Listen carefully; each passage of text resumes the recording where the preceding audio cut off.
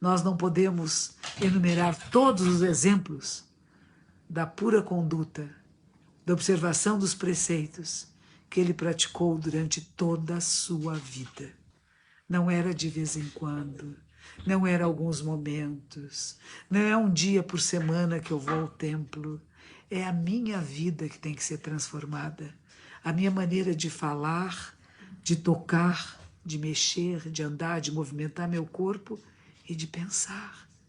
Como que você pensa a realidade?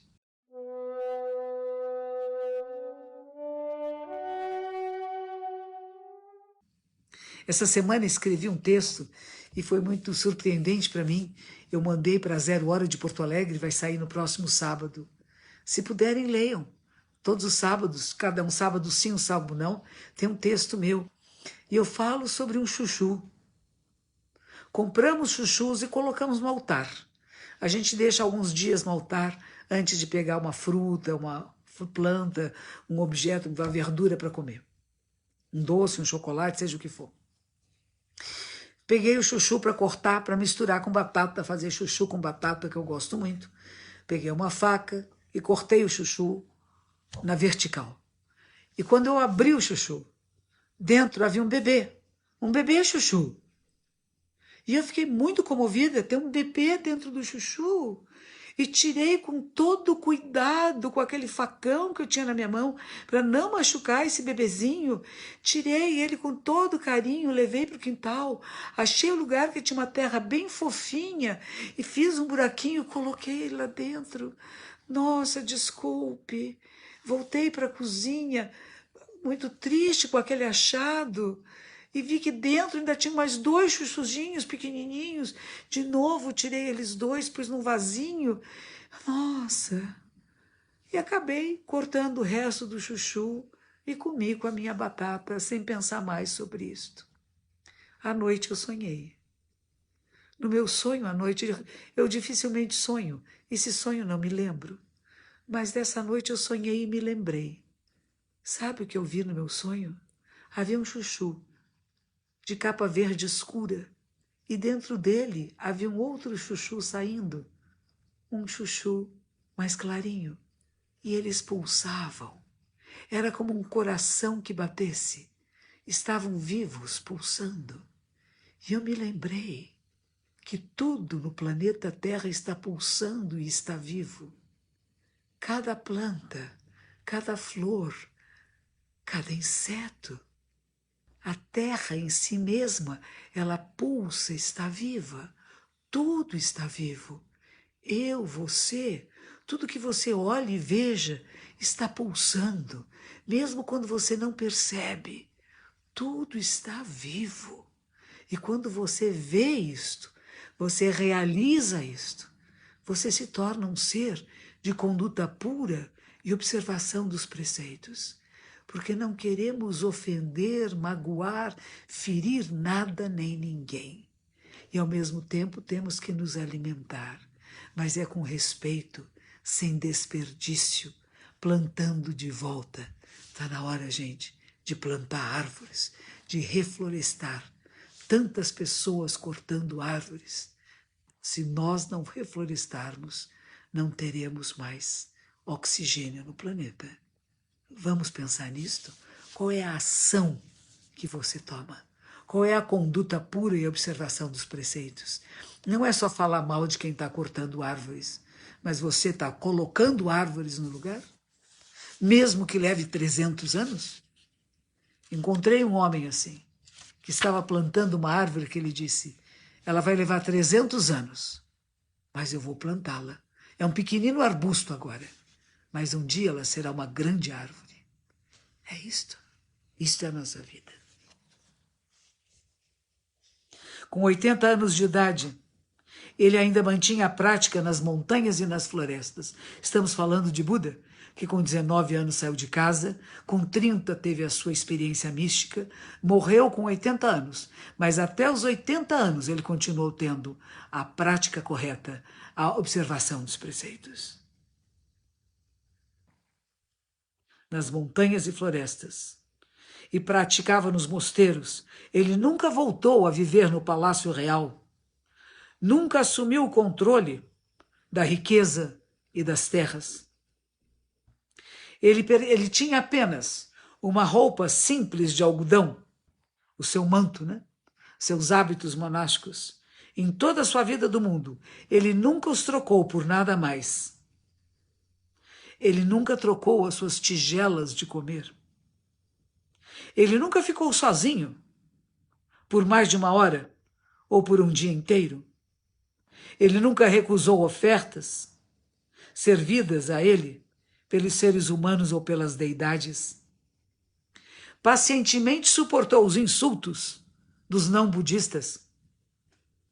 Toda a sua vida de ensinamento foi conduta pura e observação dos preceitos. As formas praticadas por Buda, lavando seus hábitos, esmolando por alimentos, não são nada mais do que a conduta pura, observação dos preceitos. Gyoji. E aí Dogen-sama vai dar exemplos de outras pessoas, né? O oitavo ancestral do Dharma. O oitavo ancestral do Dharma, contando de Shakyamuni Buda e os 7 Budas mais antigos, é ele mesmo, né? É o discípulo dele mesmo, o venerável Makakasho. Era o correto sucessor de Shakyamuni. Através de toda a sua vida, ele se devotou completamente em manter as práticas das 12 austeridades, nunca se cansando delas. É muito interessante, né? As 12 austeridades ele vai falar aqui agora. Eu vou dizer quais são. Não aceitar convite de pessoas, mas ir fazendo, esmolando todos os dias. Não aceitar dinheiro para uma única refeição para um só monge. Viver numa montanha ou viver na casa de alguém, num lugar distrito, num vilarejo. Nunca pedir esmolas para roupas das pessoas. Não aceitar roupas que as pessoas oferecessem. Mas pegar as roupas dos mortos, que foram jogadas fora nos cemitérios, costurá-las e usá-las. Morar embaixo de uma árvore no campo, comer apenas uma refeição por dia, não se deitar durante o dia ou à noite, mas apenas sentar-se. E quando ficasse com sono, caminhava. Ter apenas 3 hábitos. Não ter outras roupas. Não dormir com lençóis. Viver no meio dos cemitérios, não em templos budistas, não na sociedade humana. Observar em profundidade os crânios e os ossos dos mortos, sentado em zazen, à procura da verdade. Querendo apenas viver sozinho, sem querer encontrar pessoas, sem querer dormir com outras pessoas. Primeiro comendo frutas e depois a refeição, mas nunca comer a fruta depois de terminar uma refeição. Apenas querer dormir no aberto, não procurar proteção embaixo de uma árvore. Não comer carne ou produtos de animais e não passar óleos de ervas em seu corpo. Essas eram as 12 práticas severas que Makakasho impôs a si mesmo. Makakasho havia sido um homem muito rico, tinha muitas posses, era muito apegado às coisas. E é exatamente aí que ele abandona tudo e diz, eu não posso. Eu sou tão apegado às coisas materiais que eu preciso viver dessa forma. Buda dizia a ele às vezes, pare com isto. Pare de fazer isto. Você não precisa, ele era mais velho que Buda, você não precisa disso. Ele dizia, mestre, me permita manter essas práticas. As 12 austeridades. E o venerável Makakasho não se arrependeu e não saiu desse caminho em toda a sua vida. Mesmo quando recebeu a autêntica transmissão do Tathagata, o olho tesouro do verdadeiro Dharma, ele nunca deixou dessas 12 austeridades.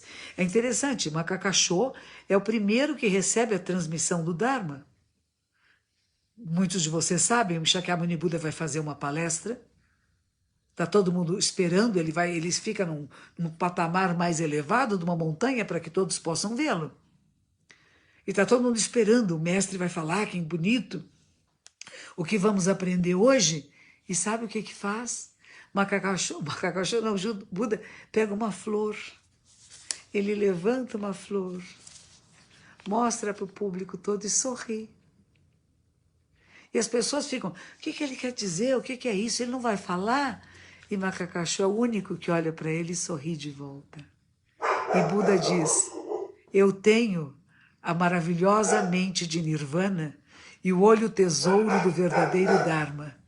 E eu transmito agora a você.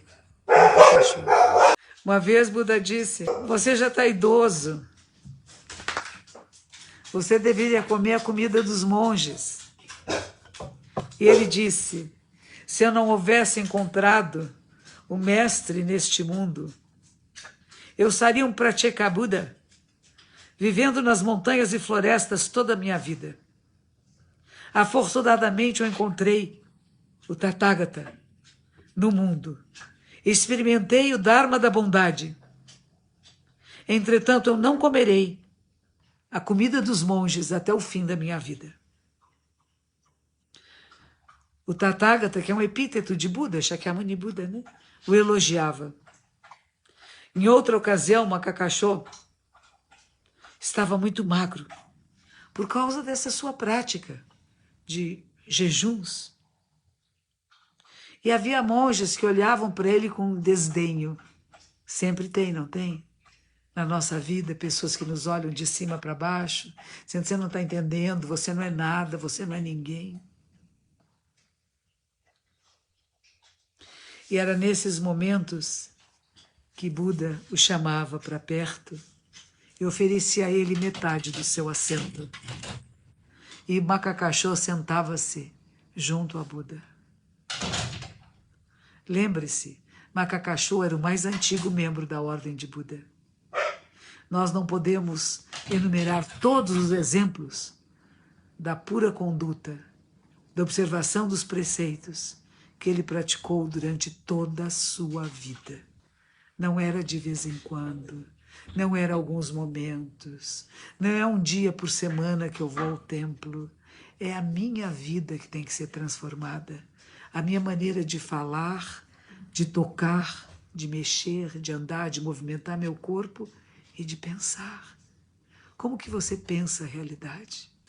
Shakyamuni Buda vai continuar falando do 10º ancestral, depois ele vai falar do 6º ancestral, vai falar de Mestre Kosei, Mestre Ungan, Godoyô, de tantas pessoas maravilhosas, das práticas. Era uma maneira de Dogen Zenji Sama estimular seus discípulos que mantivessem a prática correta. A nossa vida tem muitas tentações. Quando a gente está no mosteiro, às vezes é mais fácil, mas às vezes mesmo no mosteiro é difícil. Encontramos pessoas que não estão preparadas ainda, mas o mosteiro, como dizia minha superiora, é o local da preparação. Não saem de lá todos iluminados, Budas e grandes mestres. Saem pessoas, mas a prática continua na sua vida. E é uma coisa que ela insistia em dizer conosco: o templo é onde você está. Esse Gyōji é um dos capítulos mais longos do Shobogenzō. Ele é dividido em 2 até, tem Gyōji 1 e Gyōji 2. Dogen Zenji Sama se deu ao trabalho, um homem maravilhoso, né? Um ser extraordinário. Ele vai da página, eu vou contar para vocês verem por que eu estou parando aqui agora, porque está muito bonito e não é para a gente correr. Da página 129 até a página 183. Nós vamos ler com carinho e com respeito, para ver se nós todos podemos criar a nossa prática observação. a nossa conduta correta, Gyo, e observação dos preceitos, Gyoji, que tem que ser na nossa vida, todos os dias da nossa existência. Não é uma competição de quem fica mais tempo em zazen. Não é uma competição de quem fez mais retiros. Não é isto. É a prática do Dharma na sua vida. Que tem zazen todos os dias? Sim. Que tem liturgias todos os dias? Sim. Você que é monge, monja, pelo menos 3 vezes por dia. Zazen e liturgias. Na verdade, o zazen seria ao mínimo 4 vezes por dia.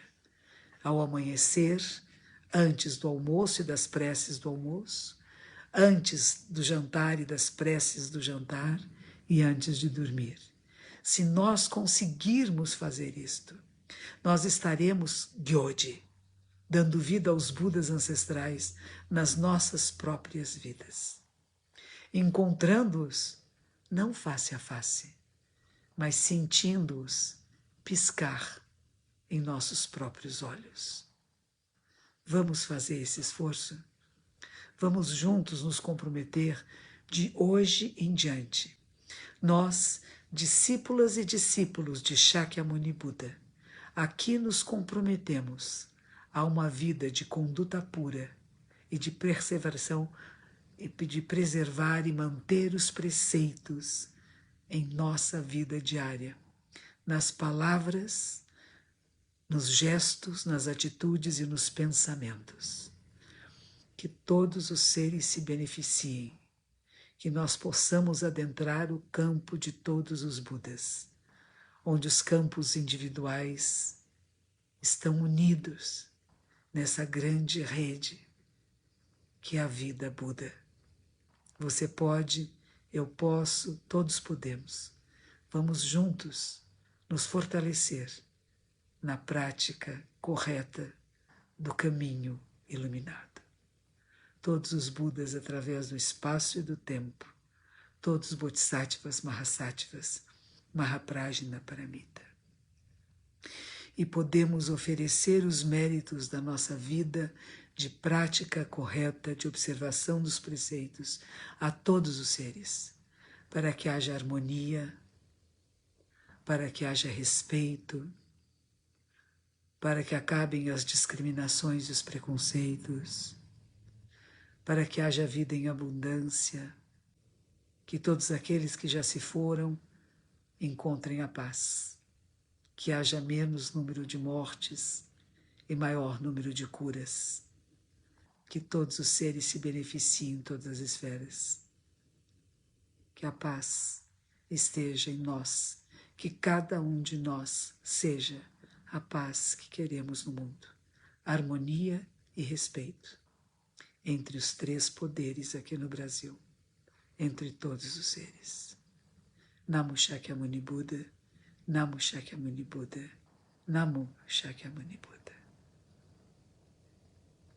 E continuaremos a ler Gyoji no Maki a semana que vem. Que os méritos se estendam a todos, que possamos nos tornar o caminho iluminado. Boa noite.